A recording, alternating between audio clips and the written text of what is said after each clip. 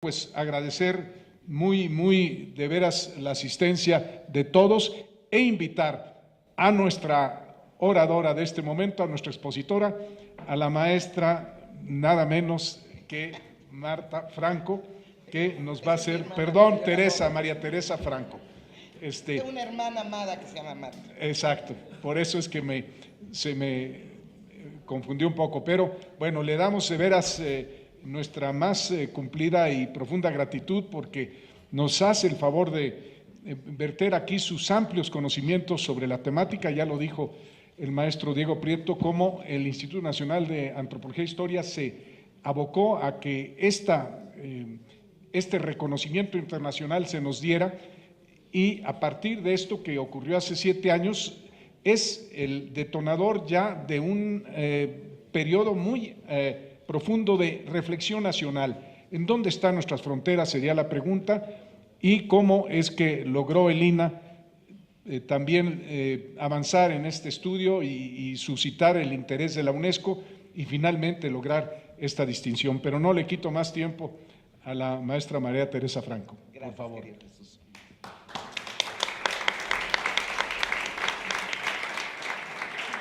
Muy buenos días a todos. Es en verdad con enorme gusto que participo en este coloquio para conmemorar este 7º aniversario de la Declaratoria como Patrimonio de la Humanidad emitida por la UNESCO del Camino Real de Tierra Adentro, y es que esto se dé también en el contexto del 30º aniversario de la Declaratoria del Centro Histórico y de Xochimilco en la Ciudad de México, por la misma y muy querida institución multilateral apenas mencionada. Doy las gracias por la invitación. Muchas gracias, querido don Jesús González Schmal, coordinador general de la Autoridad del Centro Histórico. Le doy las gracias a Berta Sea por ser siempre tan buena anfitriona, y de verdad me siento muy honrada y agradezco el que Diego Prieto esté presente en esta disertación, pues realmente la vida de muchos de los que están aquí está imbrincada en el ir haciendo ese proyecto.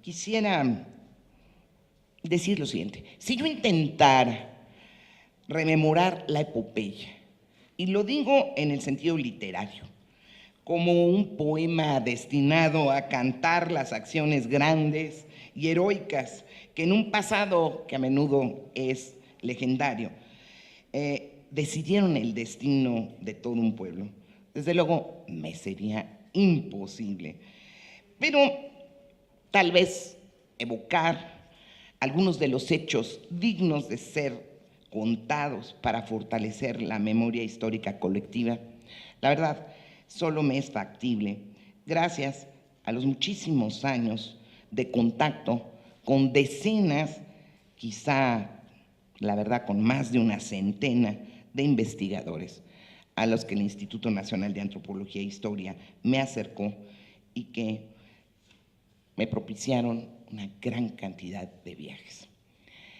Cuando uno está en el camino, cuando hay que volar de un lado al otro, ir en mula, tomar un helicóptero, caminar mucho, a veces se llega a quejar. La verdad, pasa el tiempo y lo que uno ve es que es misión del ser humano migrar siempre. Solo de esa manera, en la condición que sea, y aún si lo vemos desde el punto de vista del turismo, pero sobre todo esas migraciones intelectuales que hacen posible la cultura, son realmente un tesoro. ¿Por qué tierra adentro? Así se llamó a lo alejado de las costas, a lo absolutamente distante del conocimiento europeo, a los inmensos territorios que obligaron a trazar caminos y a constituir una ruta con el fin realmente, en el impulso más fuerte, de llegar a los yacimientos de plata y oro, de lo que fundamentalmente había orientado la voz indígena, pues desde el inicio de la conquista, el mayor saber sobre esto que Diego Prieto señalaba, los enormes yacimientos minerales del país, eran conocidos por esa sociedad, en efecto multiétnica, y yo diría que sumamente cosmopolita, que fue Mesoamérica, pero que siempre abarcó un diálogo con lo que llamábamos Aridoamérica o con el mundo chichimeca, como bien ha sido destacado aquí. Desde este centro histórico, desde la capital de la entonces Nueva España, que Cortés quiso llamar Nueva España del Mar Océano, pero que finalmente no se llamó así, y entre otras cuestiones porque no solo era del mar Océano. La verdad, partiendo aquí de la Casa de Moneda, imaginando la hermosa plaza de Santo Domingo, salían estas caravanas rumbo al norte. Sin uso excesivo de imaginación por parte de nosotros, podríamos reproducir los sonidos del vocerío, no únicamente en español, sino lleno de lenguas que hoy en día perviven y que daban a entender que la empresa, si bien podría surgir del ánimo, del capital, del mercantilismo, del deseo de comercio duro y libre, de la propuesta misional de España, la verdad es que los partícipes en la hazaña eran muchísimos.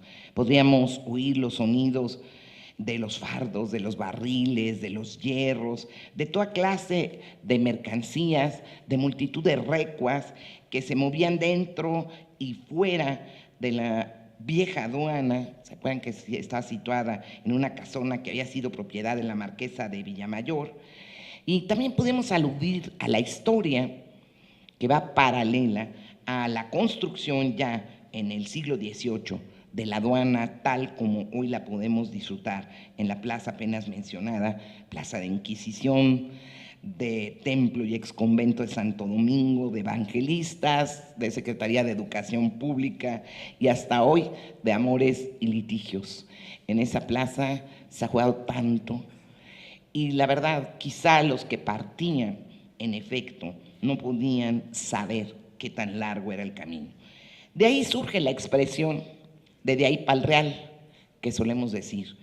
Es decir, de ahí a lo inagotable, a lo sin tiempo, pues de ahí pa'l real. Y créanme que no es tan fácil narrar lo que esto auténticamente significó. De esta ciudad capital hasta Santa Fe, Nuevo México, pasando por lo que hoy son estos estados que mencionaba Diego Prieto, pero que cuando pensamos en lo que fue esa trayectoria en el Estado de México, en Hidalgo, en Querétaro, en Jalisco, en Guanajuato, en Aguascalientes, en Zacatecas, en San Luis Potosí, Coahuila, Durango y Chihuahua. En ese momento, en verdad, comenzamos nosotros mismos, aquí en un intento de reflexión, pues a participar de una aventura absolutamente extraordinaria. La empresa que acometía la corona española y su virreinato de la Nueva España, sí, en efecto, abarcaría esos más de 2.600 kilómetros, pero ante todo haría la construcción de uno de los territorios verdaderamente importantes en lo que es el continente americano. Y muchas veces la leyenda negra de origen inglés no nos permite leer el alcance de la gesta, y para la mayoría de los mexicanos y de los norteamericanos, nuestra historia común virreinal es aún un asunto por descifrar. Qué bueno que el coloquio se lleva aquí, en este antiguo colegio de San Ildefonso, para repensar, pues, qué fue el pensamiento, la cultura, qué fue la visión económica y qué fue el territorio sociocultural que construyó lo que hoy tenemos que repensar. Hay bastantes razones sociopolíticas para que nuestro desconocimiento sea grande, pero hay más para que, como este coloquio, se produzcan múltiples encuentros que expliquen las historias de resistencia, de resiliencia, de enfrentamiento, de construcción y de encuentro en crisoles culturales y con la naturaleza, que insistentemente avisan que toda la América del Norte comparte un pasado y, lo más importante, comparte un futuro. Hoy en día a nadie escapa la discusión en ambos países, entre México y Estados Unidos, pero también la discusión con el Canadá, que abarca desde el pensamiento de los grupos originarios y nativos hasta los asuntos más complejos de carácter industrial, energético y cultural. Vamos a ver qué pasa en esa discusión.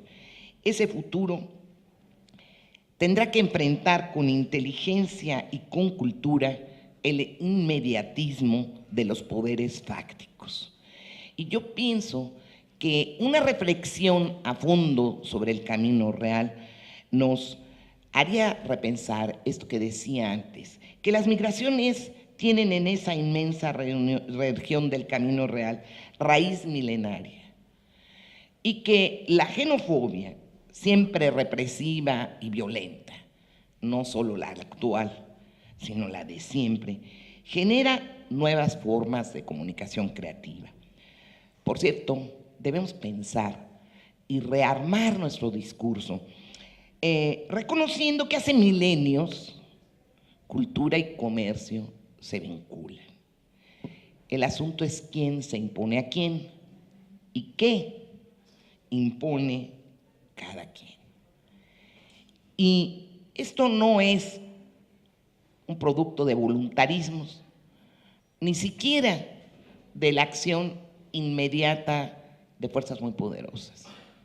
Esto es lo que en un momento dado el contacto humano, la diversidad cultural, lo multiétnico pueden generar como un asunto verdaderamente nuevo y enriquecido.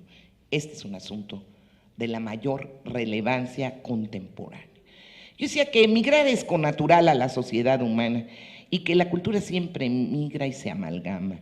Y basta ver, si pensamos, por ejemplo, en la ruta de la turquesa, desde Nuevo México hasta Centroamérica, o si pensamos en los juegos de pelota mesoamericanos en Paquime, Chihuahua, o si hoy sabemos leer las distintas expresiones del español en México y en Estados Unidos, por ese diálogo que en lo que estamos aquí sentados está produciendo miles y miles de mails entre los Estados Unidos y México. Solía decirse que el soldado aventurero, el minero, el gambusino y el fraile eran los constructores del camino real de tierra adentro. Y esa pues realmente, aunque tiene algunos componentes de verdad, es una visión bastante estrecha de los actores sociales que concurrieron para hacer posible el trazo. En primer lugar, habría que dotar de presencia el saber de los grupos indígenas diversos que orientaron el camino y que animaron la conquista espiritual y la económica, que colaboraron, que combatieron, que se resistieron, que en ocasiones subieron a imponer su territorio de tal manera que fuera inflanqueable y que intercambiaron de verdad su cosmovisión, sus formas de vida, o que en otros casos fueron brutalmente sometidos, en casi todos los casos mestizados, transformando el discurso europeo y dando origen a lo que hoy es tan difícil de nombrar, en todo caso, dos naciones. Porque hoy hablar de nación adquiere nuevos sentidos y una obligación de reelaborar. En este mundo global, o que quisiéramos mundializado, esto que atañe a las identidades nacionales está en juego. Y está en juego prácticamente en todas partes del mundo. Recordemos, por ejemplo, la rebelión de los pueblos en Nuevo México en 1680. Pasémosle la vista a esa guerra chichimeca. No podemos pensar aquello, y cito unas cuantas etnias porque no es posible aquí ahondar más. Pero, por ejemplo, en el caso de los pueblos, ¿no? La designación esta pues viene de la tradición arquitectónica de etnias como la Hopi, la Zuni, como los Gemas, que se asentaban en Colorado, Arizona, Nuevo México, en Chihuahua y Sonora. Y la participación de ellas es real. No olvidemos a los Jococa, a los Nazari, a los Apaches, a los Navajos, a los Tobosos. No perdamos de vista a los habitantes que hablaban náhuatl, otomí, ñañú, que muchos salieron de aquí del centro, muchos partieron de Querétaro, pero esta capital de la Nueva España, en verdad, era de conformación enormemente diversa, de un poder cultural impresionante. Y no olvidemos también que hoy en día han crecido las investigaciones y también se ha hablado de la ruta del esclavo y de la población negra. Aquí en el centro histórico todo esto está presente. Un intento integral de presentar la cartografía indígena, de describir el nacimiento con palabra y modo de ver de esto que llamamos ampliamente lo mestizo en esos 4 siglos de conformación del camino real, nos deja francamente perplejos.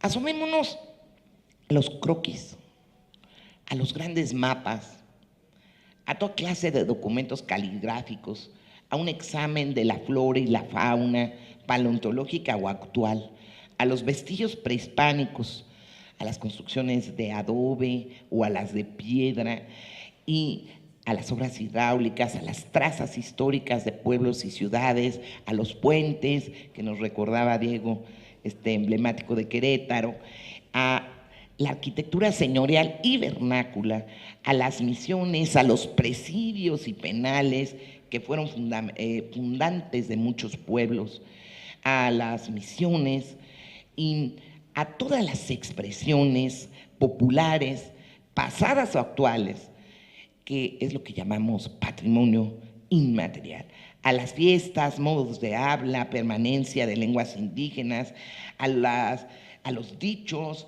a los refranes, que realmente son tan ricos en el sur de Estados Unidos y acá, y que nos remiten constantemente a esta historia, que se vuelve legendaria simplemente porque no la traemos suficientemente a la memoria y al oído, ¿no? Ahí podríamos hablar igual de danza, de canción, de teatro. Qué bueno, señor coordinador de la autoridad del centro histórico, que incluyeron el teatro aquí. Las artesanías, los textiles, las artes ornamentales, en barro, en cestería, en la alimentación y la creación de una cocina que alimentaría enormemente el reconocimiento y el expediente de declaratoria Patrimonio Mundial de la cocina mexicana, de formas de comercio, de lo llamado informal y de lo formal. Porque hoy en día también lo no documentado, los indocumentados, una serie de procesos tienen que ver con esto ineludible que a veces se llama informal, frente a lo formal, formas de expresión política y gestual. Una vez más, de una muestra, el camino real, de lo que es productividad agrícola, ganadera, industrial. ¿Y por qué no voltear a las fuentes de todos los medios que han generado para detener las imágenes, los momentos, la historia, en la producción fotográfica, audiovisual y digital? ¿Qué tal? Es para que suene como poema, ¿verdad? Entre lo audiovisual, lo digital, ¿y qué tal? La verdad es que si uno revisa esos materiales, se han hecho desde luego toda clase de encuentros, por ahí voy a citar algunos, pero exposiciones, reuniones de fotógrafos, reuniones de videoastas, reuniones de poetas, reuniones de teatreros, edición de cancioneros, realmente el ejercicio para llegar a esa declaratoria que hoy celebramos y que tiene 5 años, son muchísimo trabajo y de veras, sin exageración, de muchísimos norteamericanos y mexicanos. Durante el coloquio van a presentar precisamente sus puntos de vista y hacer gala de su especialidad investigadores como Benjamín Juárez, cultísimo colega y particularmente conocedor de la música, o Albo Rego, de la muy reconocida ciudad de San Elizario, Texas, ahí próximo al Paso, y de su sociedad genealógica y histórica. Y cuando vi el programa, no pude dejar de releer todo lo que pude sobre esa guerra de la sal contra los Rangers a final de la década de los 70 en el siglo XIX. Realmente cuando uno repiensa la historia de San Elizario, Texas, encuentra que muchas formas de esa amalgama con pues un país que para mí es muy querido, que son los Estados Unidos y su pueblo, pues, tiene de raigambre con este otro, pues, que inevitablemente es entrañable y que es el nuestro. Yo creo que también lo que va a hacer aquí Lucas Martínez Sánchez, el archivo histórico de nuestro amado Coahuila, va a dar luz y es realmente aproximación nueva para la comprensión del camino. De tal suerte que el trazo del coloquio, que culmina con doña Ángeles González Gamio, cronista por excelencia, historiadora, honda amiga, realmente aliada de muchas luchas, nos va a hacer retroceder en el tiempo para cobrar fuerza y rescatar los valores de antaño, siempre con qué mira. Es la verdad. La historia no interesa sino desde el presente. La historia es una forma de respondernos. La historia es una manera de convertir la vida, que siempre culmina en la muerte, en algo dotado de muchos sentidos. Pero volvamos a los actores de la gesta del Camino Real y sin ánimo de exhaustividad, miremos el flujo y reflujo de los grandes capitales y hombres de empresa en la primera gran globalización del mundo. Es el momento en el cual, desde el punto de vista cultural o comercial o económico, el mundo se intercomunica por primera vez y nuestra hoy patria es un punto esencial de cruces. Pensemos en el marco del Imperio Español, en el cual en efecto no se ponía el sol cuando esto arranca en el siglo XVI.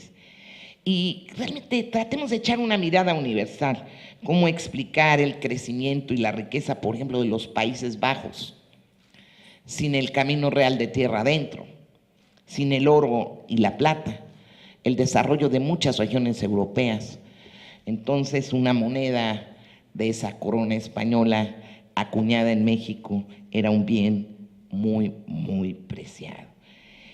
No podemos realmente darnos cuenta de qué significa esto del Camino Real de tierra adentro sin esta vinculación con una historia universal. Veamos el encuentro de los océanos. Y en efecto, como narraba aquí Diego Prieto, cuando en 1546 los yacimientos de plata del Cerro de la Bufa en Zacatecas llaman y empieza ahí realmente un proceso, un primer gran empuje del Camino de la Plata entonces, y que fue después un segundo imponente impulso el que llevó a la aventura de Juan de Oñate. Imaginen el papel de la arriería o del sistema arriero, como lo llama la distinguida investigadora Elena Sánchez.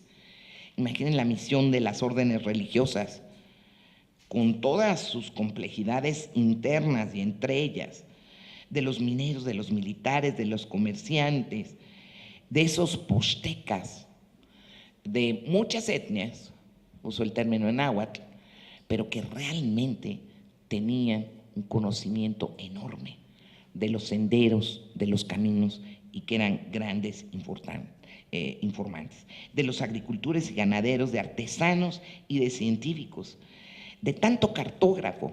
Hoy que también conmemoramos a Humboldt, tal vez no podríamos decir con tanta alegría, según lo que sucedió en la historia, que estábamos cerca al declive del Imperio Español cuando, gracias a enormes ilustrados mexicanos, tuvo en sus manos Humboldt los mapas que harían posible que se acelerara un poco el proceso de camino real de tierra adentro norteamericano y que finalmente llegaran al Pacífico en 1812, cuando después de estas guerras napoleónicas estábamos por discutir el futuro de América y que nos llevaron a las cortes, a las famosas cortes de Cádiz. Entonces, imagínenselos entonces. Y el papel destacadísimo de las mujeres, a las que no hacemos un retrato que sea justo, pues ellas eran encargadas de fundar hogares, educar hijos, animales, procesar los productos nativos, generar esa cocina que hoy reconocemos, igual artesanía, sobre todo transmisión de identidad y tradiciones. Yo coincido con lo muy bien dicho por parte del director general del INAH, de Diego Prieto, y quiero citar a José Luis Perea González en uno de sus textos, que por cierto tienen que comprar el último libro, es sobre el camino real de tierra adentro, y lo hago también porque José Luis estuvo siempre involucrado. Luego les cuento cómo arrancó esto en el 93, primer escarceo para generar un gran proyecto, ¿no? Entonces, ¿qué dice Perea? Pues algo que podemos compartir enormemente, ¿no? Después de Zacatecas y de lo que venía narrando acá con Juan de Ñorate, la verdad es que se prolongó hacia el norte el camino, con el descubrimiento de los minerales de San Martín Chalchihuites, de Avino de Mazapil, Sombrerete, la fundación de Durango, y con ello el surgimiento de la Nueva Vizcaya, Guanacebí y Santa Bárbara en la segunda mitad del 16. San José del Parral y San Francisco del Oro a principios del 17, Santa Eulalia y San Felipe del Real en Chihuahua en el inicio del 18. Y en ese proceso de avance español destaca también la conformación de Nuevo México y la fundación de Santa Fe. Durante el 17 y el 18, otro de los objetivos del Camino Real fue abastecer a las misiones españolas diseminadas a lo largo y a los lados de la vía. Y con la fundación de Alburquerque y la ciudad de Chihuahua, el camino se volvió una de las rutas comerciales y de abastecimiento de mayor importancia en toda América Latina. El Camino Real de tierra adentro permaneció como ruta única de comercio e intercambio cultural después de la guerra entre México y Estados Unidos en el 46 al 48 y hasta 1880, cuando fue construido el ferrocarril de Santa Fe, Nuevo México, hasta El Paso, continuando hasta la ciudad de Chihuahua. En la última década de ese siglo, quedaron enlazadas por ese medio de transporte con la Ciudad de México. Y cabe señalar que la revolución en las comunicaciones no significó, en el caso mexicano, un desplazamiento sustantivo de la ruta histórica del Camino Real de tierra adentro como eje conformador de múltiples expresiones culturales. Fue la Revolución Mexicana la que marcó el inicio realmente del proceso de desplazamiento de la antigua ruta en su función articuladora, cuando el conflicto se extendió a otras zonas que no estaban en el trayecto del Camino Real de tierra adentro, pues las vías ferroviarias, muchos de cuyos tramos se alejaban del trazo del camino, se convirtieron en un despliegue de tácticas ofensivas y defensivas en el eje oriente-poniente. Prácticamente fue hasta mediados del siglo XX, con la construcción de la carretera panamericana y el uso crecientísimo del automóvil, que la ruta histórica se vio francamente alterada. Si como eje de la actividad económica fue vital, el camino sirvió ante todo de vehículo estructurante de las sociedades del norte. Gracias a él, los asentamientos y sus funciones concretas, reales mineros, misiones, presidios, los centros administrativos, formaron un sistema coherente. Además de generar y articular los asentamientos hispánicos e indígenas del norte de México y el sur de los Estados Unidos, sí, su prolongada vigencia generó un impresionante legado patrimonial que se reconoce como la base sustantiva de la cultura en ambos lados de la frontera, y su originalidad, su genuinidad permitieron el que esta declaratoria, que tiene por finalidad ya en la UNESCO reconocer la diversidad en regiones que han estado de alguna suerte integradas por ciertos valores culturales y naturales, pues que esa visión que tenía la UNESCO y en la que México participó mucho, diera la luz para que surgiera la declaratoria. El proyecto es de gran futuro. Lo es hoy como lo fue ayer. Camino Real de Tierra Adentro es un ejemplo de cooperación multidisciplinar científica, de reconocimiento de identidades y de actores sociales, también de lo que se puede lograr con voluntad política y de diálogo y con generación de riqueza material y espiritual, de comprensión de lo que nos enfrenta, de lo que nos divide, de lo que nos une y de los puntos de acuerdo a los que debemos llegar. Si ustedes ven, todo el proyecto ha sido posible por muchos liderazgos, liderazgos intelectuales, liderazgos institucionales, pero también liderazgos políticos. Y estos varían. En determinado momento Nuevo México llevó la vanguardia, pero después lo hizo Texas y lo ha hecho desde luego y muy importantemente Arizona. Y ustedes han visto cómo ha cambiado los liderazgos con los gobiernos de los estados mexicanos. En determinado momento es Coahuila, después es Durango, después le ponen ganas a Zacatecas, entra Querétaro, se propone influir Guanajuato, los puedo mencionar a todos, y el papel de la Ciudad de México como asunto nuclear en todo esto que constituye pues la conformación de una nación soberana.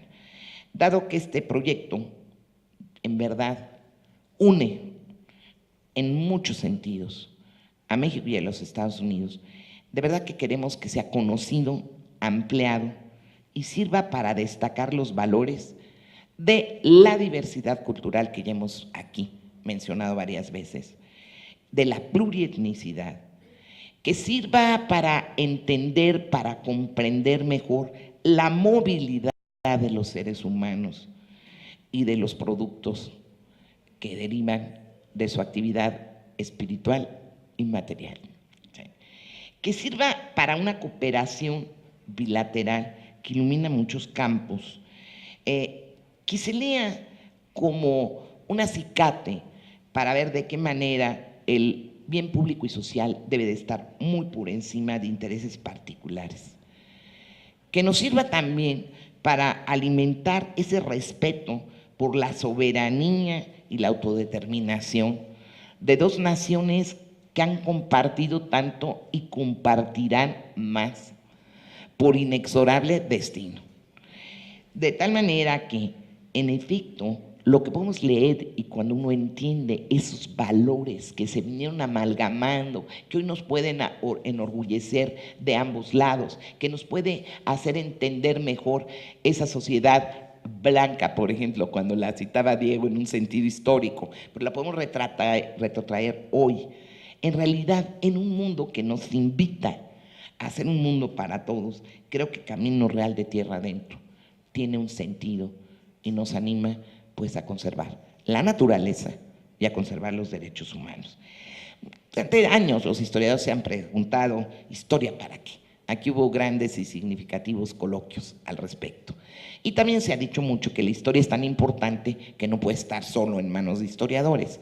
Pero la verdad, yo creo que la historia nos hace conocer nuestra identidad y construir un posible mejor destino.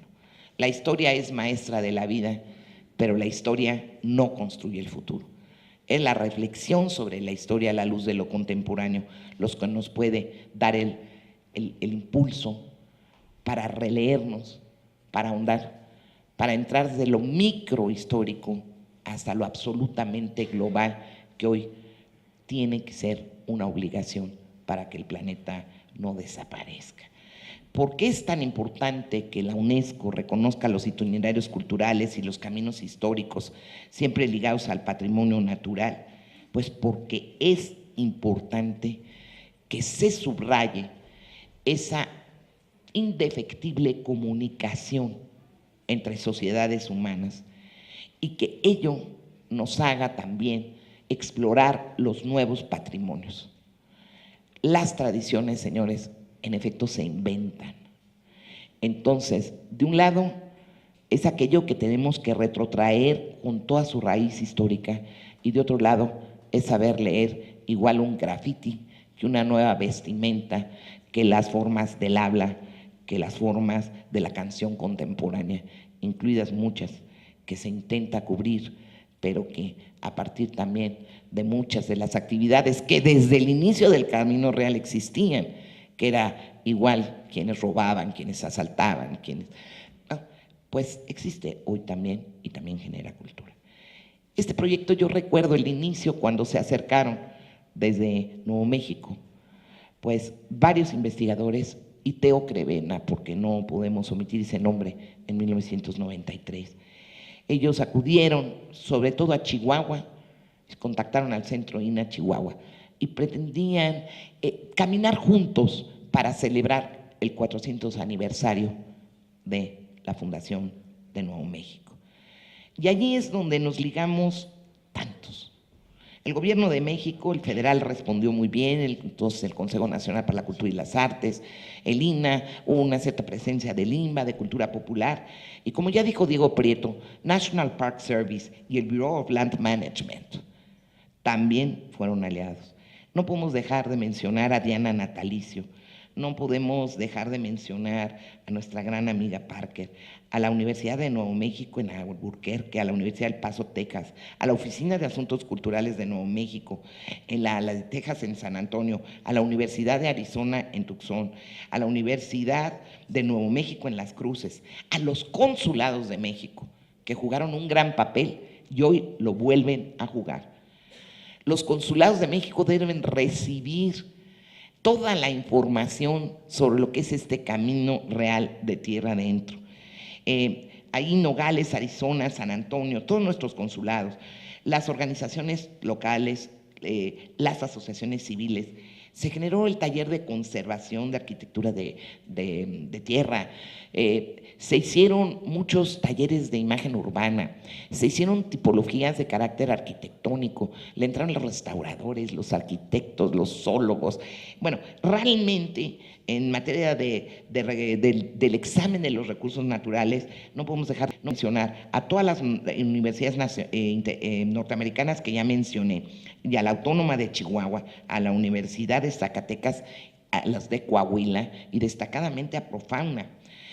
El número de coloquios internacionales, que ahora ya veo que van a otro, ha sido impresionante.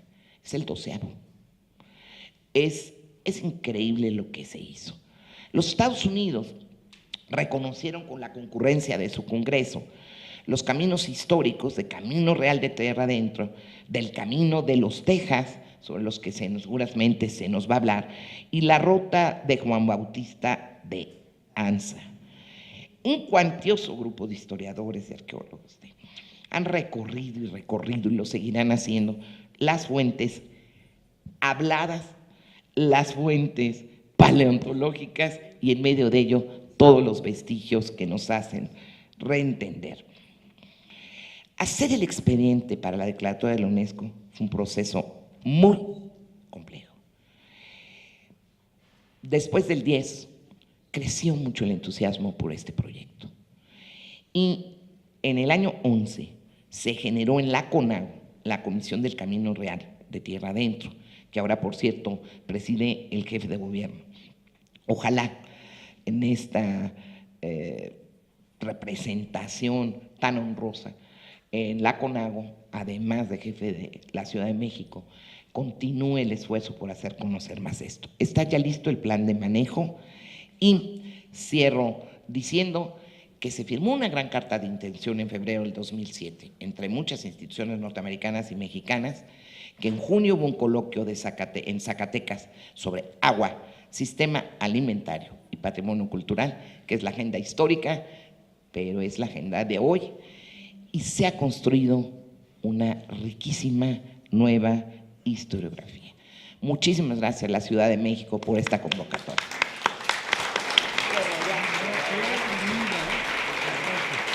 te quedes porque va a haber preguntas.